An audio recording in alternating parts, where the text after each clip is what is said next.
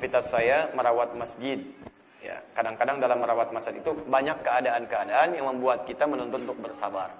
Bagaimana cara sabar itu supaya bisa menjalankan tugas dengan baik? Demikian inti pertanyaannya. Quran surah ke-2 Al-Baqarah ayat 155 sampai 157. Paling kiri sebelah atas posisinya. Perhatikan sini. Walanabluwannakum bisyai'. Dan setiap kalian yang hidup, kami akan uji dengan berbagai persoalan untuk meningkatkan kualitas kehidupan Anda. Demikian cara menerjemahkan ini. Lihat sini ya, bahasa Qurannya. Dan setiap kalian yang hidup, walanabluwannakum bisyai'. Setiap yang hidup itu akan diuji dengan berbagai persoalan kehidupan. Ujian ini ditujukan untuk meningkatkan kualitas hidup, bukan ingin menjadikan hidup Anda bermasalah. Ingat itu. Hukum ujian akan selalu meningkatkan kualitas kehidupan. Contoh paling gampang begini. Bapak ibu anaknya sekolah SD. Apakah mungkin langsung ke SMP kalau tidak melewati ujian? Diuji dulu kan? SMP, naik ke SMA. Ujian dulu. Demikian seterusnya. Kita juga begitu. Kalau Anda ingin meningkat kualitas kehidupan, maka Allah akan titipkan ujian-ujian yang dengan ujian itu Anda akan belajar dari situ. Begini cara mengatasinya. Begini cara mengatasinya. Bahkan Masya Allah, saya mau tanya, maaf ya, Bapak Ibu ingin pahala? Saya ulang, ingin pahala? Pahala itu letaknya pada ujian.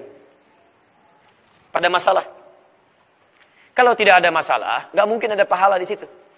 Misal, kapan Anda mendapatkan pahala sabar? Ketika Anda mendapatkan marah. Kalau tidak ada marah, nggak mungkin ada sabar. Akhi boy, sabar ya, sabar. Yang marah nggak ada, hujan nggak ada, ini nggak ada. Kan aneh. Sabar ya, sabar. Nggak ada apa-apa, mustahil. Mustahil. Ada yang marah, baru kita bilang, sabar ya mas ya, sabar. Itu baru nyambung.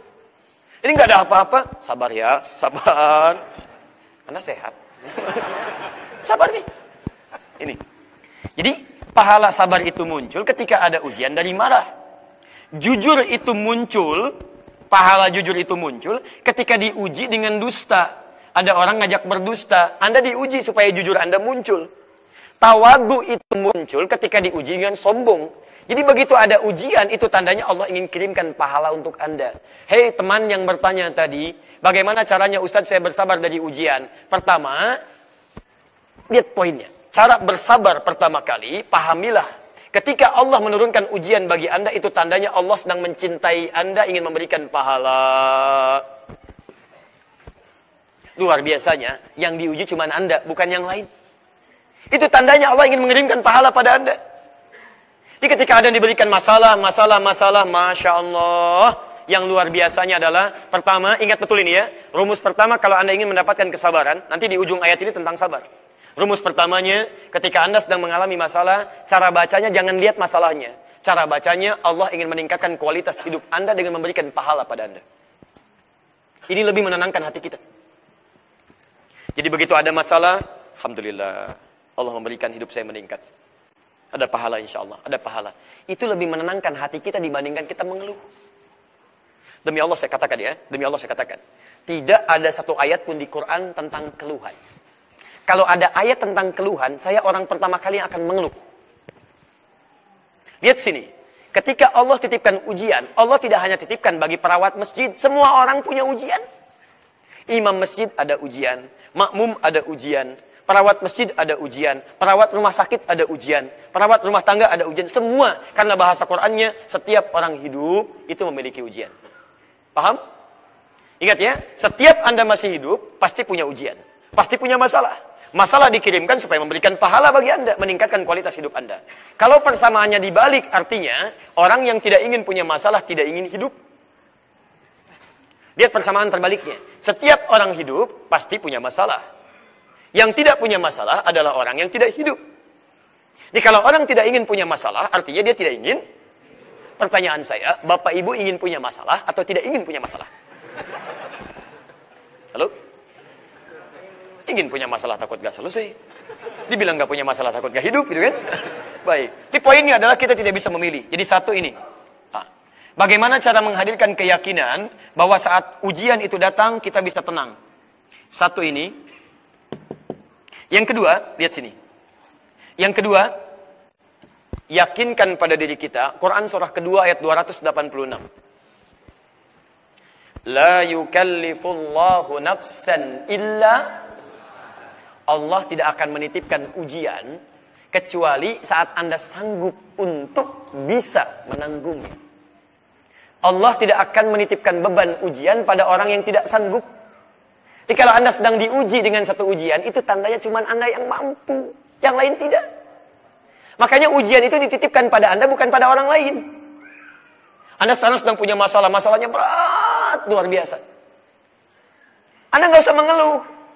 Ada ayat yang indah dalam Quran, kata Allah, lihat, hei, saya titipkan ujian ini pada kamu, walaupun berat. Memang cuma kamu yang mampu, yang lain tidak. Makanya saya titipkan pada kamu, bukan pada yang lain. Karena yang lain itu belum bisa menanggung, cuma kamu yang bisa. Dia nggak usah mengeluh. Ya Allah, why me, ya Allah, why? Kata Allah, why not? Kenapa tidak? Kamu yang bisa. Paham ya? Jadi ketika ada situasi yang berat pun menimpa Anda misalnya, Anda tenangkan hati Anda. Oh, Allah percaya pada saya. Kalau Allah percaya, kenapa Anda tidak percaya? Ingat itu, cuman Anda yang mampu, yang lain tidak.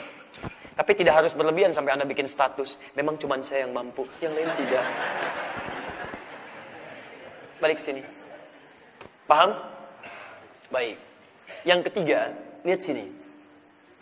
Setiap kesulitan, seberat apapun, tidak pernah ada ujian yang Allah titipkan, kecuali akan bersanding dengan solusi yang paling mudah.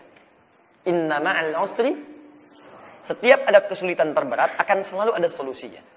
Jadi kalau Anda sedang punya masalah, hadirkan begini. Ada masalah datang misalnya berat. Alhamdulillah, insya Allah ada kebaikan, pahala. Insya Allah saya mampu. Insya Allah selesai. Diambil teori ini oleh orang Jepang. Ditiru oleh orang Korea. Ketika mereka punya persoalan yang ingin diselesaikan, diucapkan di lisannya. Kamu bisa, kamu bisa, kamu bisa, kamu bisa.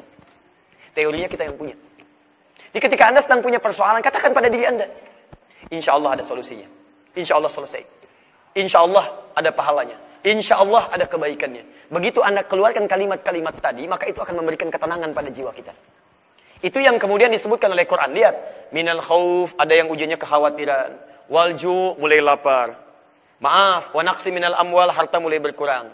Wal anfus, ada yang sakit sampai meninggal dunia. Maaf, wat thamarat, kerja kerasnya diambil oleh orang lain. Di situ diartikan buah-buahan, itu bahasa kiasan ya. Majas dalam bahasa balaghah. Jadi bukan, nerjemahkannya bukan buah-buahan. Kalau ujian buah-buahan, terjemahannya itu tidak adil. Hanya tukang buah yang punya ujian, yang lain tidak. Ya, buah-buahan itu bahasa kiasan. Gini, itu bahasa tingkat tinggi dalam Al-Quran. Kalau Anda nanam sesuatu, benih, biji pohon, ditanam, dirawat, sampai tumbuh. Yang dipetik apanya? Ada orang nanam benih, modal, nyimpan, ikut tender, ikut macam-macam. Tiba-tiba setelah berhasil diserobot orang lain. Itu maksudnya. Ya, ada yang demikian.